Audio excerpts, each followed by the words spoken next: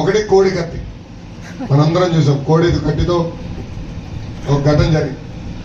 దాని తర్వాత బాబాయ్ శవం బయటకు వచ్చింది. ఇది ఇప్పుడు గులక రైతు, ఇది స్పెషల్ రైతు, స్పెషల్ రైతు. నిజంగా చెప్తున్నా, అలాంటి రాళ్ళతో మనం రోడ్ వేస్తే అద్భుతంగా ఉంటుంది. ఏంటో కనుక్కోవాలి.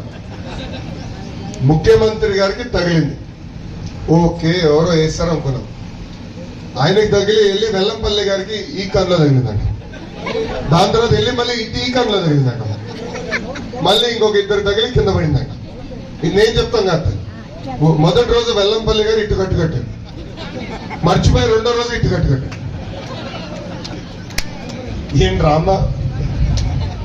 మళ్ళీ ఈయన బస్ యాత్ర జరిగే వరకేమో కట్టుండే, ఏదో కట్టాడు పెద్ద. ఆ ప్యాచ్ కూడా ముందల రోజు చిన్నది, పాదయాత్ర రోజులు పెరిగి అది పెద్దగా అయిపోయింది. ఓకే అయిపోయింది. నిన్నేదో ప్రెస్ మీట్ పెట్టాడు, రాక ప్రెస్ మీట్ పెట్టాడు. కనీసం ఒక చిన్న గాయలేదు, మొత్తం పోయింది. మ్యాజిక్. అసలు గులకరాయి ఎంత పవర్ఫుల్. తగిలింది, రక్తం గారింది, మరి గాయం మట్టుకు లేదు, మొత్తం పోయింది. స్పెషల్ గులకరాయి. క్రికెట్ బాల్ లాగా ఇక్కడ తగిలి పక్కనోడు తగిలి అంత 10 మంది తగులు తగిలింది గులకరాయి.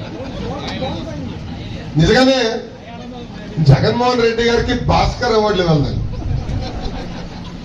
ఆస్కర్ కన్నా భాస్కర్ అవార్డులు ఇస్తే అద్భుతమైన నటుడి కింద ఆయనకి అవార్డు ఇవ్వచ్చు.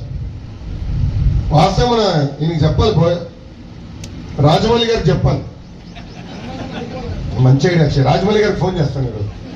గురుగారు వీళ్ళందరితో మీరు జగన్మోహన్ రెడ్డి గారిని పెట్టండి, గ్యారంటీగా ఆస్కర్ వచ్చేస్తుందని చెప్తారు.